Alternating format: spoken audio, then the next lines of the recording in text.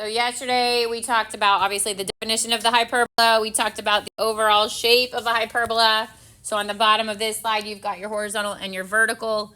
Your A is still the distance from the center to the vertices. Your B is still the distance from the center to your co-vertices.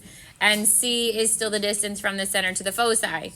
Then we talked about that the relationship with A, B, and C for a hyperbola is different than an ellipse. For a hyperbola, it's c squared equals a squared plus b squared. We also talked about that the order of the equations is important because A is first, not biggest this time.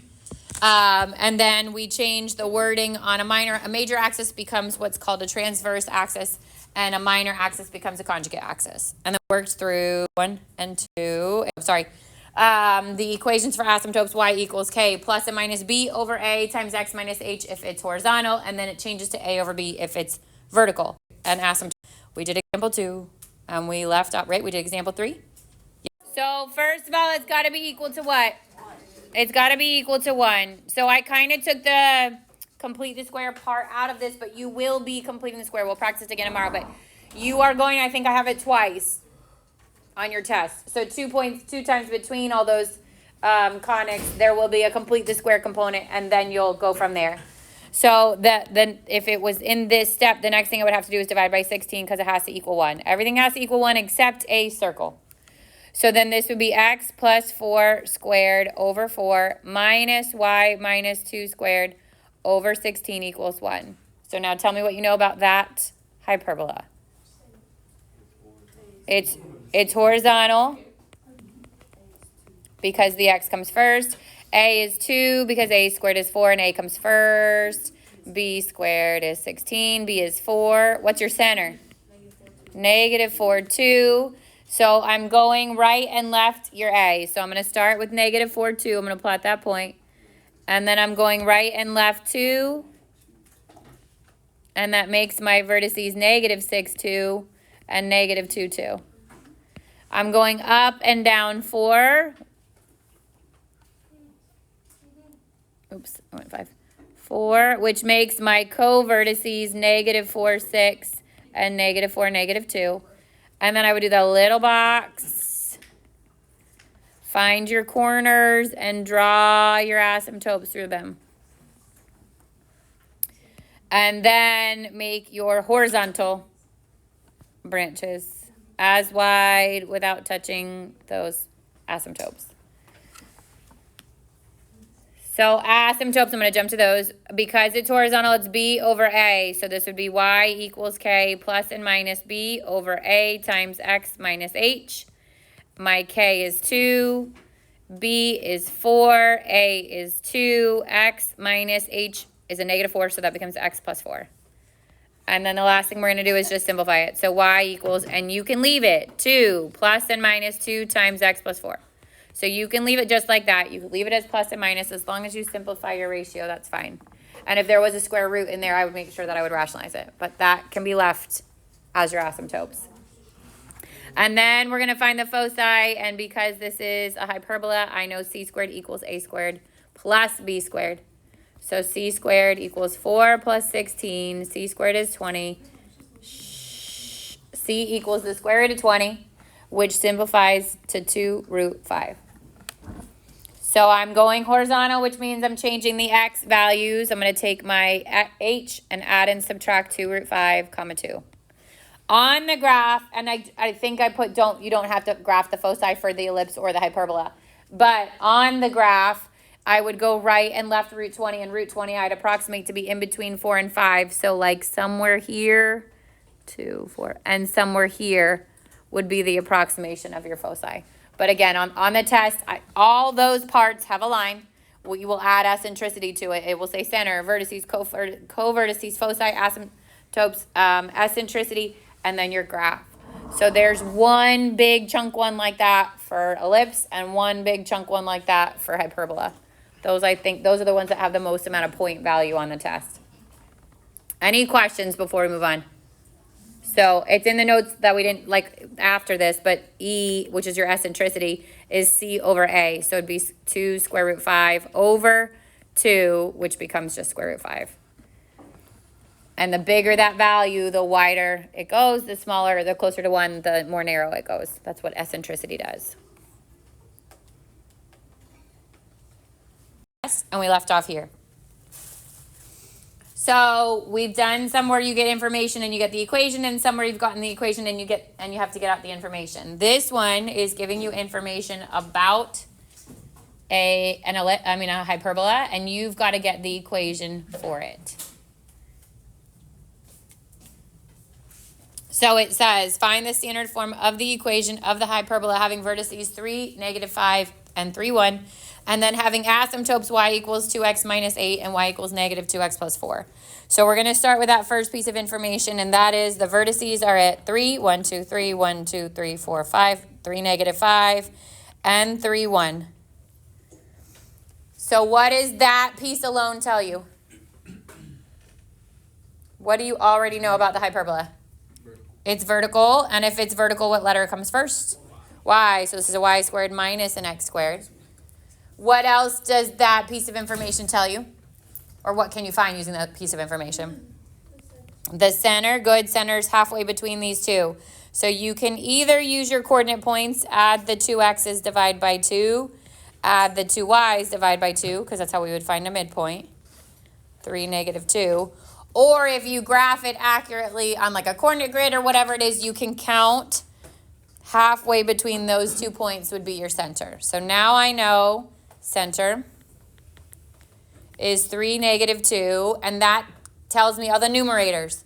Y minus a -2 would be y plus 2 squared minus x minus 3 squared, and it has to equal 1. So now I've got all that part done. The other thing that comes from your vertices is your A, right? A is the distance from the center to the vertices. So in this case, what is A? I'm going from -2 to 1 or -2 to -5. What is that? 3. Then it says, having asymptotes y equals 2x minus 8 and y equals -2x plus 4. If you look back onto the equations of our asymptotes, they are written as y equals k plus and minus a over b x minus h, or y equals k plus and minus b over a x minus h. All right, and so this is a vertical hyperbola, which means it should be the a over b one that I choose. Again, from these two equations, what I need is the slope. If you took out the slope, you can rewrite it in the format that would be the slope times the x minus the h or x plus the h. But even notice these would be different because of the adjustment of the k. I don't worry about anything on that except for the slope. So I'm saying plus and minus a over b equals 2 or -2. So I'm going to do a over b equals 2. We just said a was 3. So 3 over b equals 2, and I want to solve for b. I'm going to multiply b on both sides. Why is it 2? The slope from here is what you need. So the m on that equation, right, is your a over b or your b over a. So now I'm going to multiply b on both sides here. I get 3 equals 2 times b, and then divide by 2. And b equals 3/2.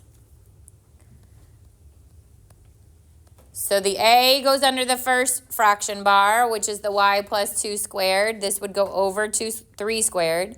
And the b goes in the second one, which would be 3/2 squared. So I go next step. Next step would say y plus 2 squared over 9 minus x minus 3 squared over 9/4 equals 1. And you cannot leave the fraction within the fraction. So I've got, this is a complex fraction. I can't leave that 9/4 in the bottom.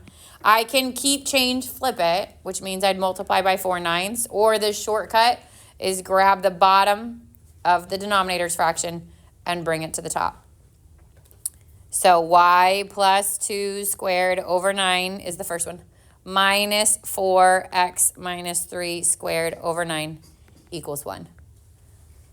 So standard form does not allow you to keep the fraction in the bottom. If you have a fraction, you're going to bring the denominator of the fraction to the top. If it was like 3 and 6, do you have to simplify it? Yeah. If it could be simplified, you definitely want to. You could do it before you square it, but also if you didn't do it then, you would want to square it after. Questions on that one? So because that hyperbolas have all that different information, they can give you the vertices, they can give you the covertices, they could give you the foci, they could give you the asymptotes, they could give you the transverse axis, they could give you the conjugate axis, and all of those things lead you to get the pieces that you need. Is the 4 allowed to be there? Like, The 4, so you can have it in the top in standard form. You have to equal 1. But if it asks for a squared and b squared, now I have to pull the 4 back down to the bottom. Because b squared is 9/4. Does that make sense? So if it's asking for it in standard form, it has to equal 1, which means a fraction or a number can be there. If it's asking for the b and the a, if there was something in the top, you'd have to move it to the bottom. All right, so all right, we talked about it yesterday, but eccentricity is your c over a, okay? And it is, instead of it being as round or as like flat as a pancake, like on an ellipse, it is as wide or as narrow as the branches are. The bigger the E, the wider the branch, the closer to 1 the E is, the smaller the branch, okay? But it is just C over A. All right, we're going to end with how we classify conics if they're not in standard form. To me, this is one of the most easy things if you understand it. It looks like a lot, but it's not really hard. This is if your conic is expanded. So if I had something like 2x squared minus 3x plus 4y squared minus 6y minus 10 equals 0. Instead of going through the process of putting that into standard form, meaning complete the square twice, I can use this trick to figure out which kind of conic it is. The first thing you're going to do is you're going to identify your A and your B. Your A and your C, sorry. Your A is what's in front of the x squared, and your C is what's in front of the y squared. And then you're looking at the relationship between those two numbers. If they are the same number, then your conic is a circle. If one of those numbers is missing, which means that there would only be one squared term, the product would be 0, and that would make it a parabola. If their product was positive, it'd be an ellipse. And if their product was negative, it'd be a hyperbola.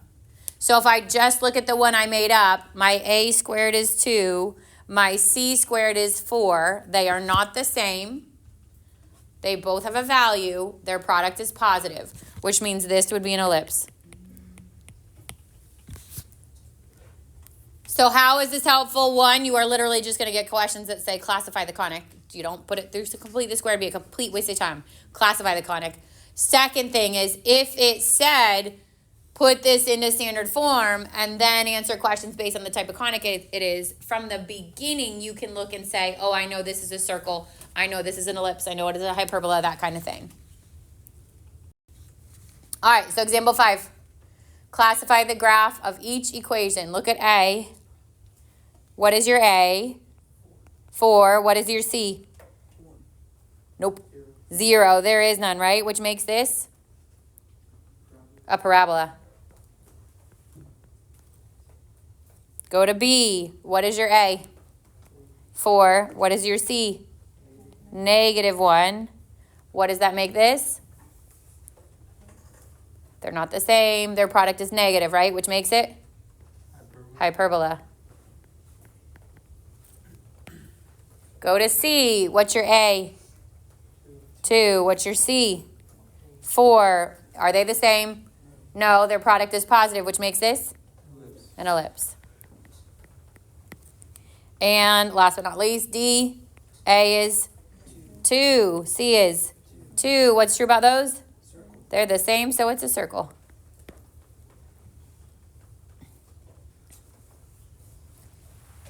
Easy stuff?